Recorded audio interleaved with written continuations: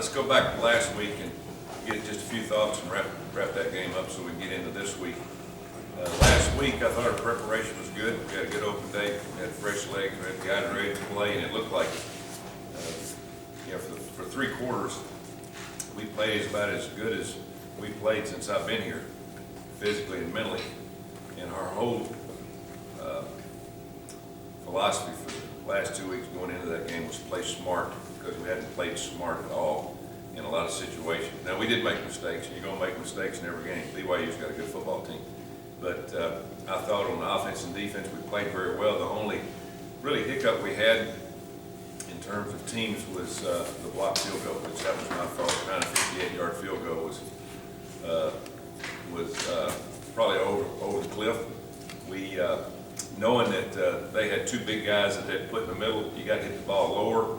He'd hit a great kick. He just they got a handle. And so first 3 quarters it was fun to watch our guys have fun, run around, and then we had a eye-opening experience. 4th quarter, we had, I think, maybe 1 yard offense, and they had getting close to 200. It's just total transformation. And you always go back and look for reasons why. You don't make excuses, you look for reasons. And it's hard to put your finger on it. You know, we obviously punted 4 times, we went 4 and out 3 times. We never stopped them. We gave them a punt return, but the one area that was a big concern in going into that game with pretty much a makeshift defensive secondary, we had way too many pass interference, and we gave them too many second chances, too many first downs, and just disappointing, not just to the players, but also the coaches in terms of how we played that 4th quarter, because that ball game should have come down to the last 3 or 4 minutes, and we busted coverages. We did everything just totally opposite of what we'd done the first 3 quarters. So we've got some things to work on. We finished half the season 3-3. We go back and look as we always do, looking back at the 3 games that we did lose, we were beat in the 4th quarter. And we didn't, against 3 good teams, we didn't play as well as the other teams did in the 4th quarter. And you can't play a 3-quarter game. They don't make those type of football games. So we'll push that with our team. That's what we've got to do to get better. I think there's a lot of places we can get better in terms of technique, fundamentals. We gave up 8 sacks. 3 of them were really only offensive linemen. The other were backs, tight ends, and a couple on the quarterback, holding the ball too long. You got to get rid of it. You can't hold it back there for 5 seconds. So we'll address those things as we go this week, and we look forward to a good challenge. Now, getting into Connecticut, I think, is one of the most improved teams in the league. They've got a new quarterback that's really made them a better football team. Transferred from North Carolina State, set out last year, got a new offensive coordinator. They do a good job. They do multiple stuff, very similar to what we saw at the University of Miami. 2 backs, 1 back, no backs. Their quarterback was outstanding last week. I'd be surprised. I have not seen it. I don't keep up with MVPs of the league, but if he didn't get the MVP of the conference, he should have, because he played a heck of a football game, even though they lost to South Florida. Their defense is as good or better than it was last year, and they were very good last year. They're big up front.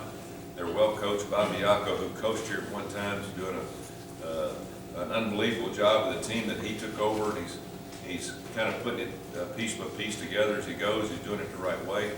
And so, as I said earlier, there's not a touchdown difference between most teams in this league, and we'll have a huge challenge here this week. So looking forward to that. This is homecoming, our 100th anniversary of which I have here, of Nippert Stadium. Talking about redoing the inside of the stadium, not the press box that was done a few years ago. We redid it, but this is 100th anniversary of really doing something to the inner structure of Nippert Stadium. All this is done because each year we'll have Under Armour will pick 1 game out to have a uniform for everybody, the cheerleaders, the dance team, the coaches, the players. This year we have the helmet that recognizes Nippert Stadium, the memorial at the end of the stadium, and then our athletic building which we're in. And Under Armour does that for each team that they represent, and we appreciate that. So it's a totally different look, one-time deal, and then we'll get back next week to our normal uniforms. But I think it's fun for fans. I think it's fun for students, everybody involved, football team. and it kind of gives you a shot in the arm of doing something different one time a year. So this is our shot, and we look forward to it. But this should be a good game. Homecoming, as I said earlier, it should be a fun time. So looking forward to getting going and trying to get back on the winning track, because this will be a tough game, as they all are. Question? Surely you didn't expect to be 3-3 at this point. I'm sure the players didn't.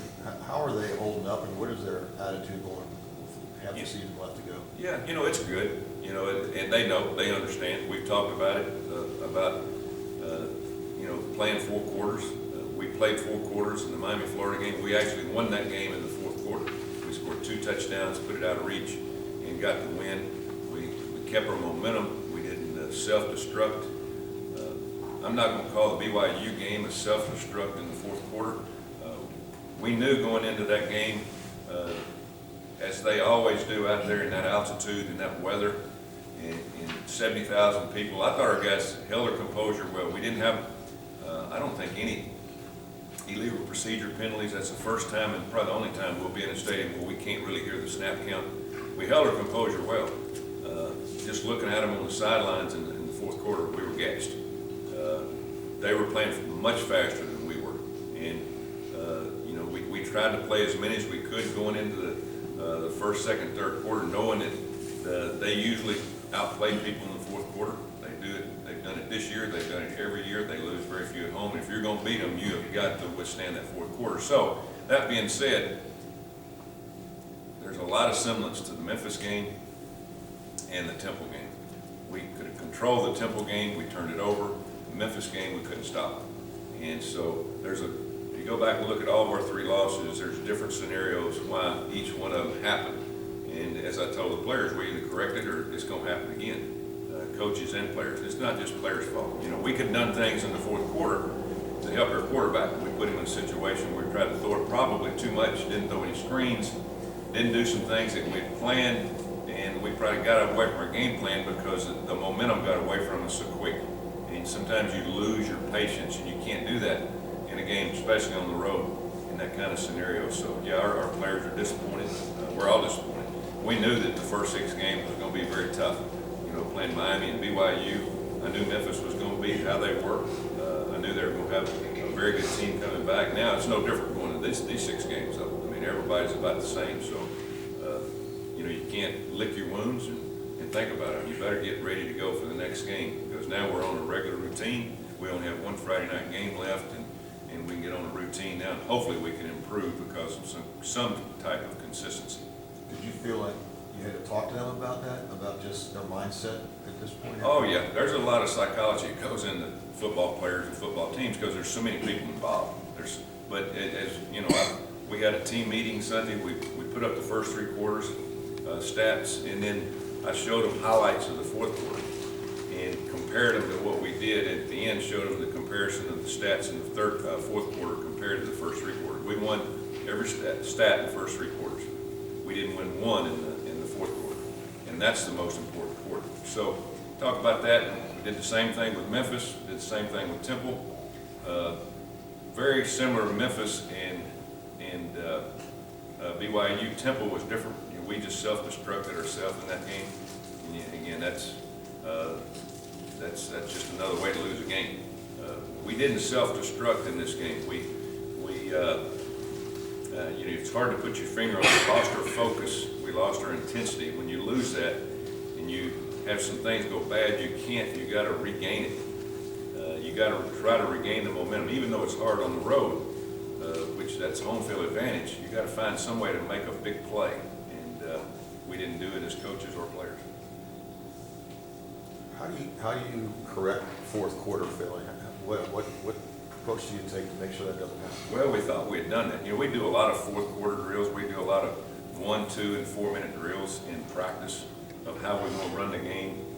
Run it a little bit, run the clock when we're ahead by 4 minutes or behind 4 minutes. You do all those things. You talk about it.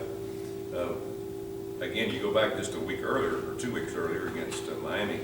We looked like a different team in the 4th quarter. We played well. We made plays. We were able to run it. We were able to throw it. And BYU is a lot like University of Miami. There were some different situations and scenarios. again, you know, Hayden out there, I thought he did well for 3 quarters, and he didn't make as good a decision. Sometimes you got to dump the ball off. He was trying to get too much back.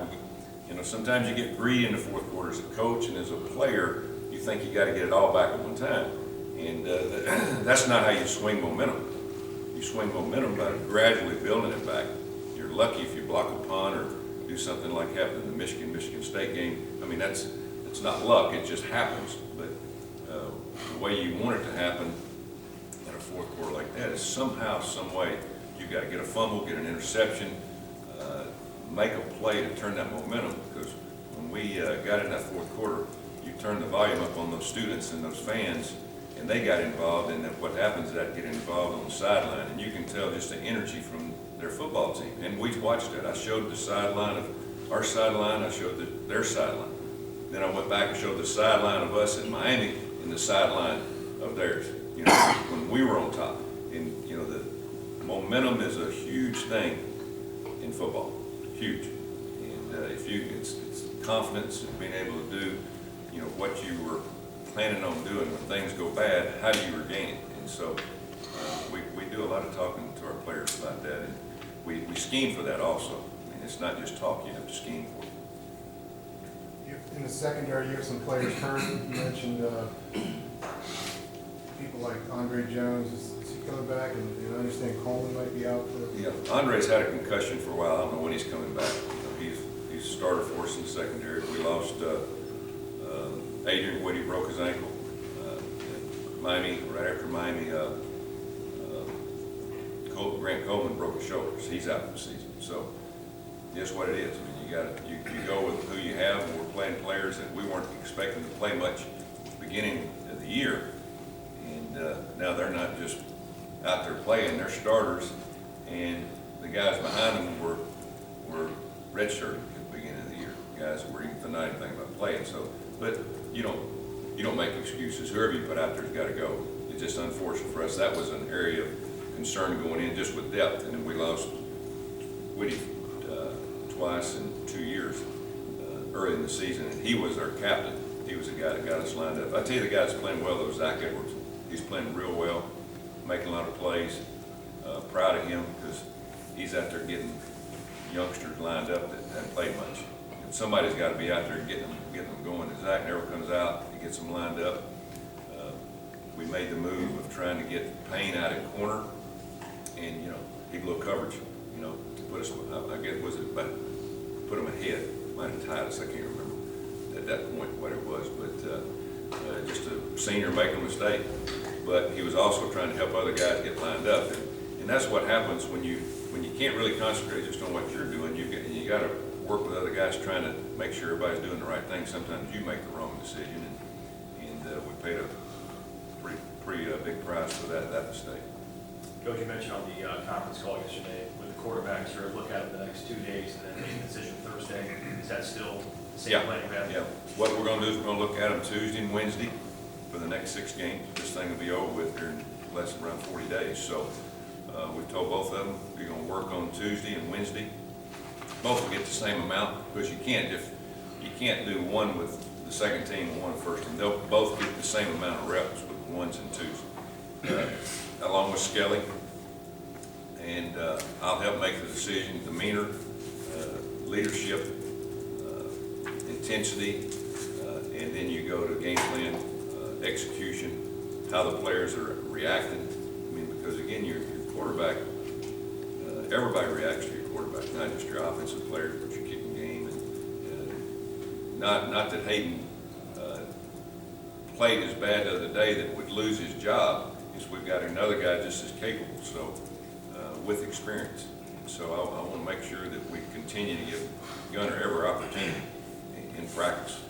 And he knows when he gets in the game, he's got to be 100% ready and not really know the speed of the game with the ones or whatever. So once we'll make a decision on Wednesday night after practice or Thursday morning.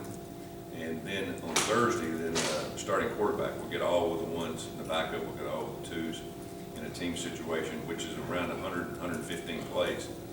And that way, we feel good about the guy going in that's had enough reps with each group. You know Gunner pretty well from his time on campus. Is this lit a fire under him? Yeah, he's a little pissed off, to be honest with you. I would be too, but that's what you want. You want a guy that's really competitive. I don't want somebody that takes no for an answer. He's been in my office, that coach, what have I got to do? But he's been a team player. He's been behind Hayden. They're good friends. He just wants that chance. He wants the ball in his hand. He wants to shoot that three-pointer at the buzzer. And he does. He's a good quarterback. And so we're in a great situation, not in a good position. In fact, it's hard to put it like that because you got two guys that I think can really get the job done. And both of them are very similar. One's got more experience though, the other one's probably a little bit more athletic. I mean, that's the difference in them right now. So offensive line's comfortable with both of them. I talked to those guys, I talked to the receivers. I mean, it's a level playing field with the players. Now it's gonna be all about execution and getting the job done. So whoever, if Gunner starts, and Hayden gotta go in, if you got your head between your legs, you'll be done. This guy that's not on the field has got to be the one really watching what's going on every snap, understanding what they're doing, what they're trying to do, listening on the sideline. So it's going to be one of those scenarios. There's no short leash as we saw last week. I wasn't going to pull the kid out because he was doing a pretty good job.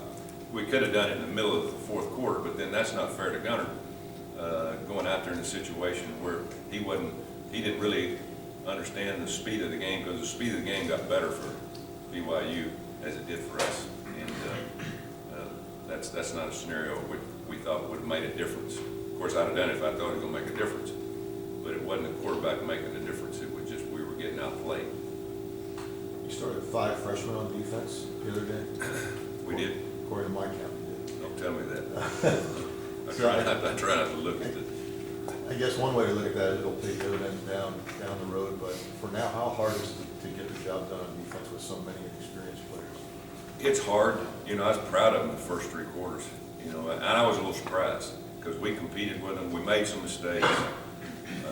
We had some pass interferences we'd love to have back. And that's just from guys just panicking, and that hadn't been out there much. If you standing on the sideline, it's hard to watch film. I was even surprised at their receivers. They're big. They're not just, rangy. They're big, physical.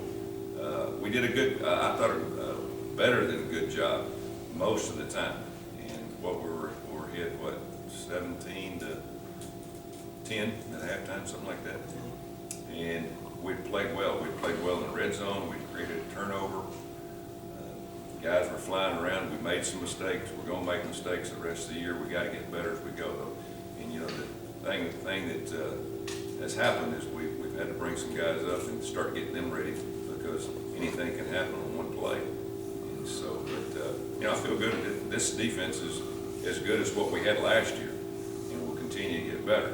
As you said, I think 1 or 2 guys only graduated. We got everybody else back. So it's a scenario where at one point you don't want to be in. This time after spring practice, we'll say, man, we're glad we had to play all those guys during the year. We just hope we don't have to pay the price. We know where we're stronger on our football team. We score a lot of points. And so that puts a lot of pressure on the offense too. You only have 6 sacks this year, which is last in the conference.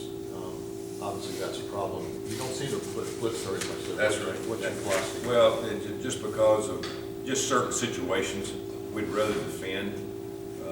There's quarterbacks that you like to pressure. There's quarterbacks that you want to defend. Last week was a defending game. Miami, Florida was a defending game. We felt better about 7, 8 guys in pass coverage than we did trying to match guys up and playing one-on-one too much because there was a definite mismatch last week if we got into too much one-on-one in pass coverage because just the height guys. But they disadvantage everybody and most everybody pretty much played them how we did in the secondary. But if you told me we was going to play them like that, barring a couple of plays here or there, I'd been thrilled about it defensively. Now, if we're going to rush 3 and 4, we're not going to get a lot of sacks. And as we get into conference play now, we're going to have to make some changes. We're going to have to do some different things. now that our guys are a little bit more experienced in the secondary, we've got to give our front a chance, put more pressure on quarterbacks. And, that's one thing we've been talking about even before BYU and the opening day of changes and trying to get more out of the defense other than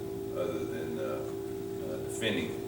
Last year we played quite a bit of man coverage. Not that we'll play a lot of man, but we'll play some zone, zone blitz and stuff like that. We don't do much of that, and we hadn't, just the simple fact that we hadn't had consistent week-to-week guys back on the defense that learn what